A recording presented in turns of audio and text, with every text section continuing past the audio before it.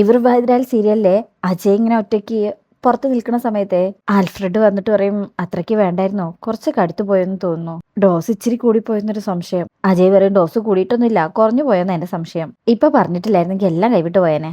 എനിക്ക് അഞ്ജന ഇഷ്ടമല്ലെന്ന് എല്ലാവർക്കും അറിയാം, ആരെയാ ഇഷ്ടമെന്നും എല്ലാവർക്കും അറിയാം, പിന്നെയും അഞ്ജനനെ എന്തിനാ എന്റെ തലയിൽ കെട്ടിവെക്കാൻ നോക്കുന്നത്?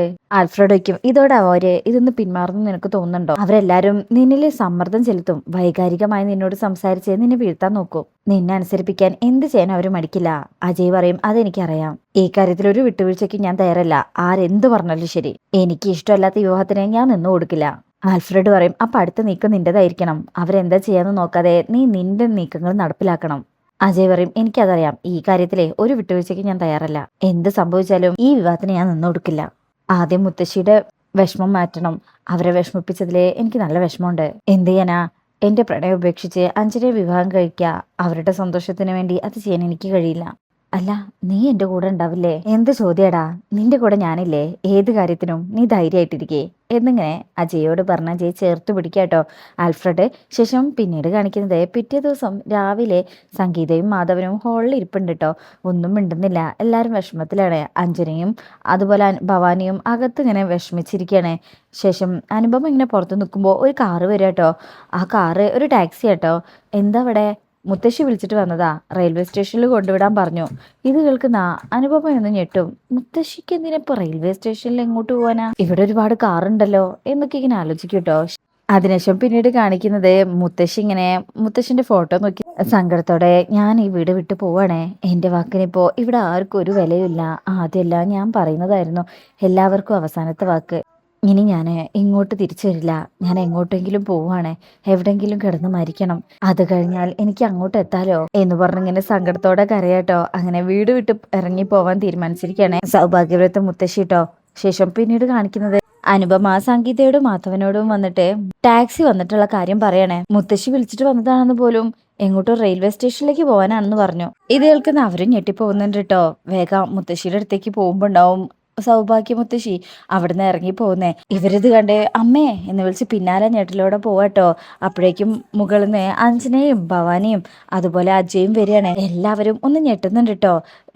മാധവൻ ചോദിക്കും, എന്താ അമ്മ ഇത്, എന്ത് കോല ഇത്, എങ്ങോട്ട് പോവാ? ഒന്നും മിണ്ടുന്നില്ല, പറ മുത്തശ്ശി എങ്ങോട്ട് പോവാ? അനുപമയും അമ്മേ എങ്ങോട്ട് പോവാണ് സംഗീതയും ചോദിക്കാട്ടോ. അങ്ങനെ എല്ലാരും മാറി മാറി ചോദിക്കുമ്പോ മുത്തശ്ശി അറിയും, എങ്ങോട്ടാണെന്ന് അറിയില്ല, ഏതറ്റം വരെ പോകുന്നറിയാം, വീണു മരിക്കുന്നത് വരെ ഈ യാത്ര അവിടെ അവസാനിക്കും. മാധവൻ പറയും, അങ്ങനെയൊന്നും പറയല്ലേ അമ്മേ. മുത്തശ്ശി പറയും, ഇനി ഈ വീട്ടിലേക്ക് ഞാൻ മടങ്ങി വരില്ല എന്ന് പറഞ്ഞ് ആ വീടിന്റെ പടി ഇറങ്ങാട്ടോ. എല്ലാവരും പോവല്ലേ എന്ന് പറഞ്ഞ് പിന്നാലെ പോവും. അജയാണെങ്കിൽ വല്ലാതെ ഞെട്ടി എന്ത് ചെയ്യണമെന്നറിയാതെ നിൽക്കാട്ടോ. അങ്ങനെ മുത്തശ്ശി പുറത്തേക്ക് വന്ന് കാറിന്റെ അടുത്ത് എത്തുമ്പോഴും എല്ലാരും തടയാട്ടോ. എന്നെ വേണ്ടാത്ത ഈ വീട്ടില് ഞാൻ ഇനി നിൽക്കുന്നത് കൊണ്ട് എന്താ അർത്ഥം? സംഗീതയ്ക്കും അമ്മയെ വേണ്ടെന്നോ? എന്താ അമ്മ പറയുന്നത്? അതെ, എന്റെ വാക്കിനിപ്പോ ഒരു വിലയില്ലല്ലോ, ഇത്രയും കാലം ഞാൻ പറയുന്നതെല്ലാം കേട്ടതാ, പക്ഷേ ഇപ്പൊ എനിക്ക് വിലയില്ല, ആരും ഒന്നും കേൾക്കുന്നില്ല, പിന്നെ ഒരു നോക്കുകുത്തിയെ പോലെ ഞാൻ എന്തിനും ഇവിടെ നിൽക്കണം? ഞാനിവിടെ നിന്ന് പോയെന്ന് കരുതി നിങ്ങൾക്കാർക്കും ഒരു കുറവും ഉണ്ടാവില്ല, എല്ലാവരും വളർന്നു, ഇപ്പൊ അവരവർക്കായ അഭിപ്രായങ്ങളുണ്ട്, ഇനിയുള്ള കാലം അതുപോലെ തന്നെ ജീവിച്ചോളൂ, എന്നെ ആരും തരവേണ്ട, ഞാൻ എങ്ങോട്ടെങ്കിലും പോയിക്കോളാം, എവിടെയെങ്കിലും കിടന്ന് മരിച്ചോളാം. ഇത് കേൾക്കുമ്പോഴൊക്കെ അവർക്ക് സങ്കടാവൂട്ടോ അജയ്ക്കും. എന്തിനിപ്പൊ ഇങ്ങനെയൊക്കെ പറയുന്നേ? അപ്പോഴും മുത്തശ്ശി മിണ്ടുന്നില്ല. അഞ്ജന വന്ന് മുത്തശ്ശി പോവല്ലേന്ന് അറിയുമ്പോ മുത്തശ്ശി പറയും, മോളെ നിനക്ക് ഞാനൊരു ആഗ്രഹം തന്നു, നീ ഇപ്പൊ കരയുന്നതിന് കാരണം ഞാനാണ്, എന്നെ അവൻ ധിക്കരിക്കുന്നു ഞാൻ കരുതിയില്ല, എന്നെ നീ ശപിക്കരുത് മോളെ, നീ കരയല്ലേ, നിന്റെ കണ്ണീര് കാണാൻ എനിക്ക് വയ്യ, ആർക്കും വേണ്ടാത്ത ഈ മുത്തശ്ശി ഇവിടുന്ന് പോവാ, ഈ വീട്ടിൽ നിന്നുള്ള അവസാന യാത്ര, ഇനി ഞാൻ ഇങ്ങോട്ട് തിരിച്ചില്ല, എല്ലാരും കരയണേ, ഞങ്ങള് വിഷമിപ്പിക്കല്ലേ അമ്മേ, അമ്മ ഇങ്ങോട്ട് വന്നേ. സംഗീതൊക്കെ പിടിച്ചു വെക്കുമ്പോ കൈ വിടാനല്ലേ പറഞ്ഞത്. കാറ് തുറക്കാൻ നിൽക്കുമ്പോ അഞ്ജനയെ വീണ്ടും വിളിക്കൂട്ടോ. എനിക്ക് ആരോടും ഒരു പരിഭവം ഇല്ല, എല്ലാരും സന്തോഷത്തോടെ ജീവിക്കണം, അതാണ് എന്റെ അവസാനത്തെ പ്രാർത്ഥന, ഞാൻ നിങ്ങളെയൊക്കെ നെഞ്ചോട് ചേർത്തു സ്നേഹിച്ചു എന്നല്ലാതെ ഒരു തെറ്റും ചെയ്തിട്ടില്ല, എന്റെ സ്നേഹം നിങ്ങൾക്ക് ഇപ്പൊ ഒരു ഭാരാ, അതുകൊണ്ടാ ഞാൻ മാറി നിൽക്കാൻ തീരുമാനിച്ചത്, എന്റെ ഭാഗത്തുനിന്ന് എന്തെങ്കിലും തെറ്റ് സംഭവിച്ചിട്ടുണ്ടെങ്കിൽ നിങ്ങൾ എല്ലാവരും എന്നോട് പൊറുക്കുക, ക്ഷമിക്കണം എന്ന് പറഞ്ഞ എല്ലാവരുടെ മുന്നിലും കൈ കൂപ്പ് കേട്ടോ. ഇത് കാണുമ്പോൾ അവരാകെ സങ്കടത്തിലാവും ഒന്നൂടെ. എന്താ അമ്മ ഇത്, എങ്ങോട്ടാ? എല്ലാരും ഇങ്ങനെ മാറി മാറി ചോദിച്ചോണ്ടിരിക്കുക. ഭവാനി ഒന്നും മിണ്ടുന്നില്ല കേട്ടോ. അങ്ങനെ മുത്തശ്ശി കാറിൽ കയറാൻ തുടങ്ങാണേ. അപ്പൊ വീണ്ടും പറയും, നിങ്ങളാരും ഈ കുടുംബം വിട്ടു പോവരുത്, ആരും അകന്നു പോവരുത്, പിരിഞ്ഞു പോവരുത്, അതാ എന്റെ പ്രാർത്ഥന.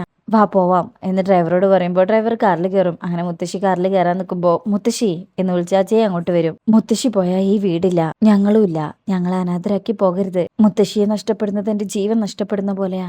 ഞാൻ കാരണം മുത്തശ്ശി പോകരുത്. ഇതൊക്കെ കേൾക്കുമ്പോൾ ഭവാനിക്കും അഞ്ജനയ്ക്കും അജയോട് ദേഷ്യം വരിക കേട്ടോ. അങ്ങനെ മുത്തശ്ശി പോവരുതേ, ഞാൻ വേണമെങ്കിൽ എന്റെ തീരുമാനം മാറ്റാം, എന്റെ മുത്തശ്ശിയുടെ ആഗ്രഹം പോലെ തന്നെ ഈ വിവാഹം നടക്കും. ഇത് കേൾക്കുമ്പോൾ അഞ്ജനയ്ക്കും ഭവാനിക്കൊക്കെ ഭയങ്കര സന്തോഷമാകും, അവിടെയുള്ള എല്ലാവർക്കും, സംഗീതയ്ക്ക് ഒഴികെ. അങ്ങനെ അത്ര പറഞ്ഞ് അജയ് അവിടെ നിന്ന് പോകുമ്പോൾ മുത്തശ്ശി വീണ്ടും അജയെ പിടിച്ച് അടുത്തേക്ക് നിർത്തിയിട്ട് പറയും, സംഗീതേ, ഇവിടെ എന്റെ മുന്നിൽ അവന് ഊരിവെച്ച മോതിരം എടുത്തോണ്ട് വാ. അജയ് അവിടെ നിന്ന് കരയാട്ടോ. അങ്ങനെ സംഗീത അപ്പോഴേക്കും റിങ് എടുത്തോണ്ട് വരും. മുത്തശ്ശി അത് അജയുടെ വിരലിൽ തന്നെ ഇട്ട് കൊടുക്കാൻ പറയാ അഞ്ജനയോട്. ഈ മോതിരം ഒരു ഉറപ്പാണ് മോളെ, ഇത് നിന്റെ കൈവിരലിടണം, എങ്കിലേ ഞാൻ ഈ വീട്ടിലേക്ക് തിരികെ കയറും. അങ്ങനെ അഞ്ജനയോട് അത് വിരലിട്ട് കൊടുക്കാൻ പറയും. അഞ്ജന സന്തോഷത്തോടെ അജയുടെ കൈ പിടിച്ചിട്ട് അത് ഇട്ട് കൊടുക്കാട്ടോ.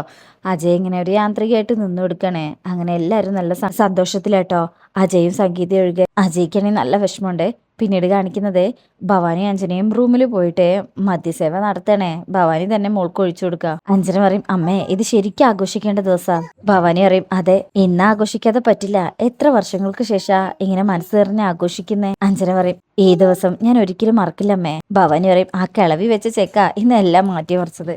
ആ കിളവിയുടെ തീരുമാനത്തെ മറികടക്കാൻ അജയ്ക്ക് ആവില്ലല്ലോ. അഞ്ജന പറയും, അവൻ എത്ര തവണ ഒഴിഞ്ഞു മാറാൻ ശ്രമിച്ചതാ, എന്നിട്ട് എന്താ ഇപ്പോ. അജയ്ക്ക് മുത്തശ്ശിയുടെ മുന്നിൽ മുട്ടുമടക്കേണ്ടി വന്നു. ചില കളികളിൽ ജയിക്കുന്നത് ശക്തി കൊണ്ടല്ല, സമയം അറിഞ്ഞുകൊണ്ട് നീക്കം നടത്തുന്നതിലാണ്. അഞ്ജനയ്ക്കും അവനിനി നമ്മുടെ കൈവിട്ട് പോവില്ലല്ലോ അമ്മേ.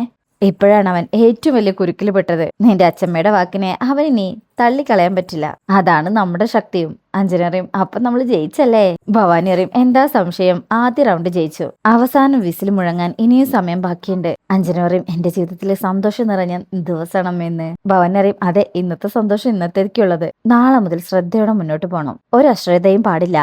അപ്പൊ അഞ്ജന പറയും, ഞാൻ ശ്രദ്ധിച്ചോളാം അമ്മേ. അജയെ സ്വന്തമാക്കാൻ വല എറിഞ്ഞ ആ ചായക്കടക്കാരിയുടെ അവസ്ഥ ആലോചിച്ച് നോക്ക്. അമ്മേ, എനിക്ക് ആ ഭൂമി ഒന്ന് കാണണം, ഞങ്ങളുടെ വിവാഹത്തിനെ എനിക്ക് അവളെ നേരിട്ട് പോയി ക്ഷണിക്കണം, ക്ഷണക്കത്ത് അവളുടെ കയ്യിലേക്ക് വെച്ചു കൊടുക്കണം. ഭവാനിക്കും നീ പ്രതികാരം ചെയ്യാനല്ലേ.